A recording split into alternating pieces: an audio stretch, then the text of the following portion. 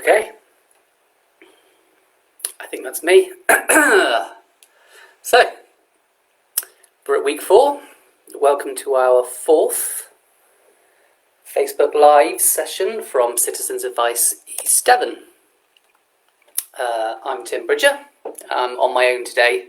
Sorry about that. So you just get me rather than someone who actually knows what they're talking about. Our team leader and fount of all knowledge, Sharan, is currently at home slacking with a cold. I thought in the circumstances perhaps I better leave her to it because she doesn't half like to complain. Please get better soon. Of course, we're in a different location today. We're coming from our Honiton office this week. Sadly, though, actually, this is the last day we're going to be here. We're saying goodbye to this location. We've been to another premises in the town. It's been really good being in this spot, right next to the library, but time has come for a change. We'll also be opening a video booth soon in the town that will allow you to sit and talk to an advisor via video link. It's like sort of face-to-face, but without you actually having to come to our offices, without our staff or volunteers having to come to you. And of course, it's in locations that you're already visiting, so it's a win-win. More on that soon, and we'll be sending out some press releases and getting bits and pieces out about that. So just a very quick recap about how you can contact us here at Citizens Advice East Devon. There's lots of ways you can do that. Firstly, you can text ADVICE to 82727. That costs 10p plus your standard message rate, and we will then get a message with your number to call you back. You can call our Call Me Back service, which is our virtual office front door, on 01395 265 070. Someone will either talk to you then and there, or if you leave a message, one of our advisors will give you a ring back within 24 hours and help you with your advice query. You can also email us on inquiries@citizensadviceeastdevon.org. And you can also ring our Devon Advice Line service on 03444 111 444 to speak to an advisor. That's a live call service, so you maybe wait sort of 5 to 10 minutes before someone picks up the call, but you'll get to talk to an advisor on that and they'll be able to help you with your advice needs. And if there's anything you want to ask us as we are going along, please do put it into our live feed, and I will do my level best to surreptitiously see what Sharan's typing at me and answer it for you. Next week we're going to be doing a special Facebook Live on disability benefits, particularly those you can claim for young children, such as disability living allowance. This week it's benefits for young people.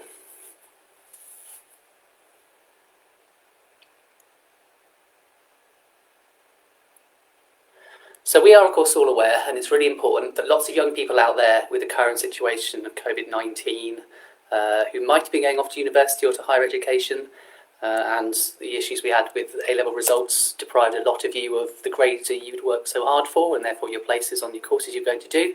Or perhaps you would have done an extra year at college, or perhaps even, you never know, you might have found yourselves pregnant with those lockdown babies. You may be wondering if you can claim benefits at all, or if anything extra is available to you to support you at this time. So first we need to talk about what we consider to be young persons, or young people. Now that's somebody under the age of 18, and generally because they're supposed to be in education or training, most young people can't claim benefits. However, there are some exceptions.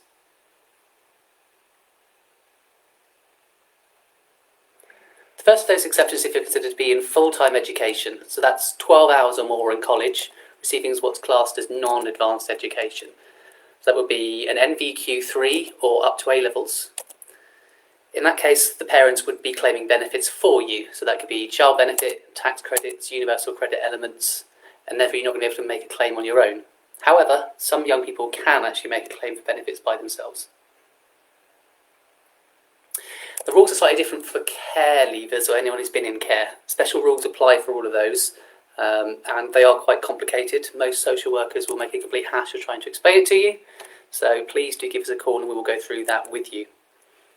Okay, now, if you are a care leaver, that means that you've been looked after by a local authority for at least 13 weeks between the age of 14 and your 16th birthday.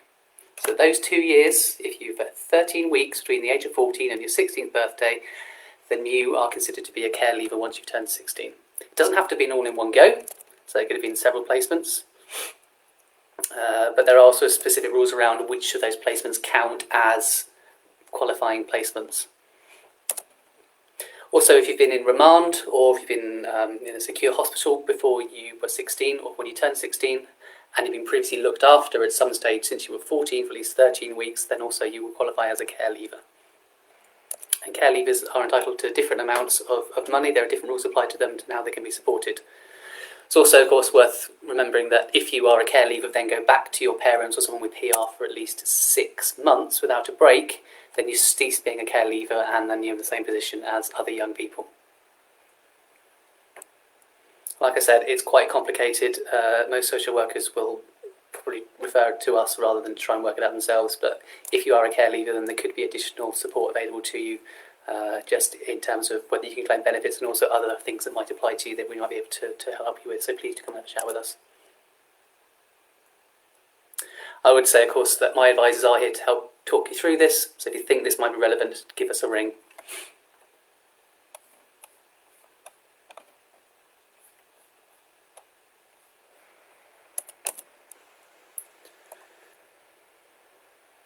It's also worth pointing out, of course, that if you are a young person and looking to claim benefits in your own right, that might have an impact upon the benefits that your parents or caregivers are entitled to.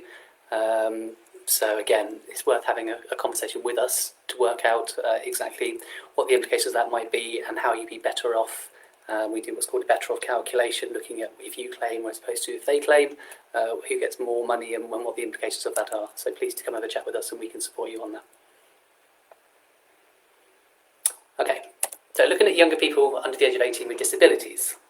If you do have disabilities under the age of 18, you won't be able to make a new claim for income-based employment support allowance.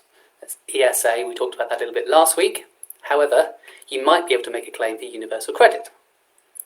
If that's the case, you'll need to get a fit note from your GP, and you may well also go and have to have an assessment to decide if you can be put into one of the disabled work categories.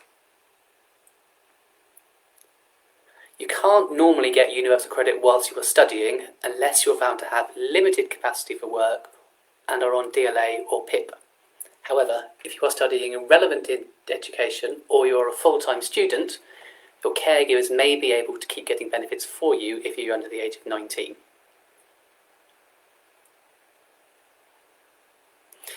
Of course, if you are disabled, you can claim disability benefits regardless of being in work or education.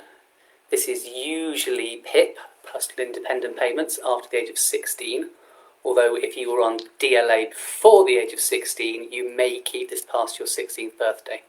Now, the DLA is more generous than the PIP. Sometimes there's a certain period of protection before you go from DLA to PIP, sometimes for a year, sometimes for longer. But just make sure that you check that you're actually still getting you're entitled to and ask us for support if you think that you should be still receiving the DLA rate but are being moved down to the PIP rate. Another category of young people that might be able to claim benefits on their own right are young carers. Young carers are these amazing people who may be taking care of a relative or a friend who is claiming disability benefits, such as middle or high rate disability living allowance, or daily living personal independence payment, or attendance allowance. If that does apply to you, so you have a significant amount of caring responsibilities for a relative or a friend, you can make a claim for carer's allowance if you're age 16 and caring 35 hours a week, providing you're not in full-time education or work. That's in full-time education or work. So you've got to be a little bit careful here, because even if you're in college for less than 12 hours, any supervised study will be taken into consideration, and they might well send a letter to your college asking how long you're expected to study. So if you're doing, say, 2 A-levels and that's 14 hours a week, that may be enough to prevent you from claiming carer's allowance, because they're looking and saying, well, you can't be caring 35 hours plus studying 14 hours as well. That goes over the number of hours they expect you have in a week. But yeah, if you are a young carer and you're claiming carer's allowance, don't forget that you can top that up with universal credit. You might even be able to get a carer's premium on top of that benefit. So if you're a young carer, caring 35 hours a week or more for somebody, relative, close friend, then there is possibilities for you to be able to get some support, even in your own right. So, What about the situations where young people under the age of 18 can claim universal credit in their own right? In order for that to happen, generally you have to live away from your parents or caregivers, perhaps because you've been thrown out, or perhaps because you'd be in danger living with them, or because they might not be able to support you because they can't come to the UK, or they may be sick or have disabilities or be living in supported accommodation. They might even be in hospital or, for example, in remand or in prison. So in many of those circumstances, the parent's not capable of taking care of you between the ages of 16 and 18, there's a possibility that you'll be able to claim universal credit. Again, this is something that is quite a complicated area where there are lots of caveats, so these rules may apply to you, but please give us a call and we will be able to help you. And if you do have a social worker, they may also just refer you to us, perhaps through our children's centres or direct. So you can contact us direct, you can contact the children's centre, you can ask your social worker to help you make a decision on what is best there. If you're under the age of 16, the only benefit you might be able to claim is child benefit if you do already have a baby at that age. You won't be eligible for universal credit. If you're over the age of 16 or over, then you might be able to claim universal credit if you have limited capacity for work and are earning less than £569 a month. You can't make any new claims for working tax credit now, because new claims will be classed as universal credit. However, if you are already on working tax credit, then it continues, but normal terms apply and you wouldn't be able to be required to switch to universal credit unless something changes. For example, you get a new partner you want to live with, or you move to another district. So if you are claiming any of those benefits and the situation changes, you might have to switch to universal credit. If not, you will stay on tax credits. So if you're a young person looking for work, you may be able to claim universal credit from the age of 16 if you are responsible for a child, if there's no one looking after you, if you've left care, or if you can't live with your parents for any of the reasons we've talked about above. So those are kind of the 4 situations in which you might find that you're able to get any sort of support with universal credit. If you are pregnant, you might also be able to make a claim for universal credit, but in order for that to succeed, you'll need to be at least 29 weeks pregnant. And you may be able to claim UC as well if you've had a baby or your baby was stillborn within the last 15 weeks.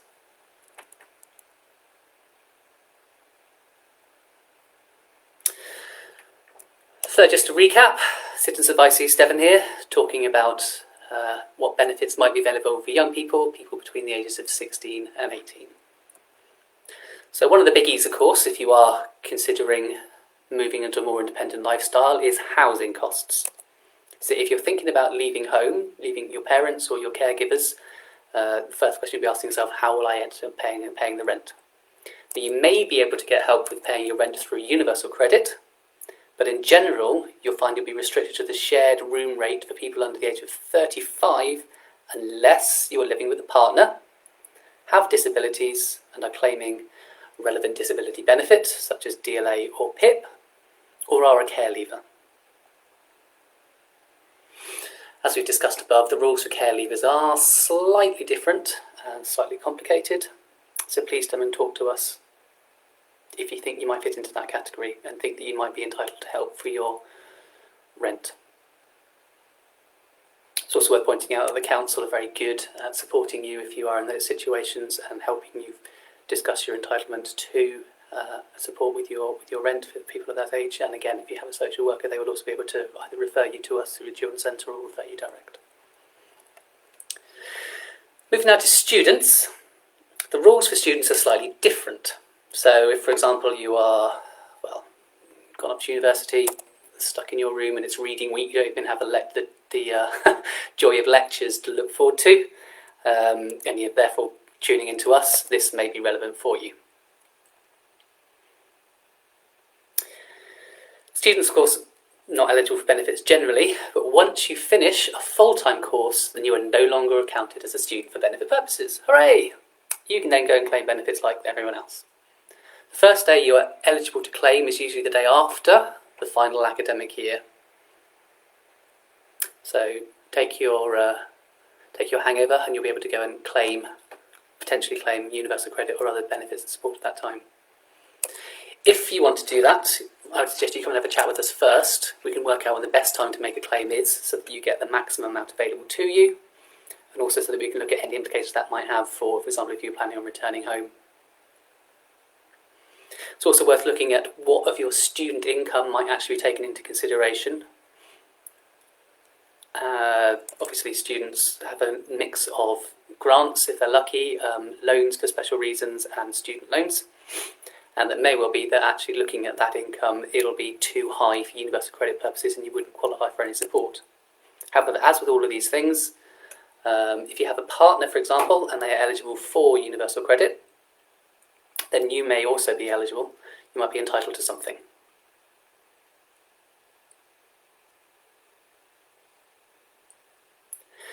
Looking at which student income is taken into consideration for universal credit, some of it is, and it depends on your student loans.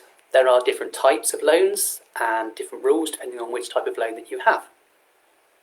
It also takes into consideration whether you get any grants. Obviously, tuition costs and fees from studies aren't taken into consideration because they're going straight away again. But loans that cover maintenance may be deducted from universal credit entitlement. Any special support loans or grants will not be treated as relevant for UC purposes. Many grants will also be excluded from universal credit, such as if they're for disabilities, maintenance grant that you get for some specific purpose, or for residential study, if that's an additional cost.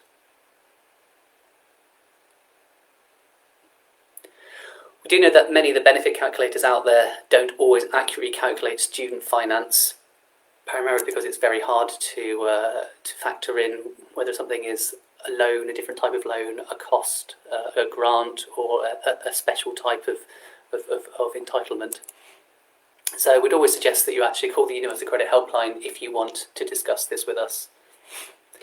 We have a specialist team here at Citizens Advice that deal just with universal credit and access to expert advice as well. So if you consider that you should probably be getting some universal credit and you want to check absolutely whether you fall into any of the categories, please give us a call and we can run the various checks and advise you what to do next.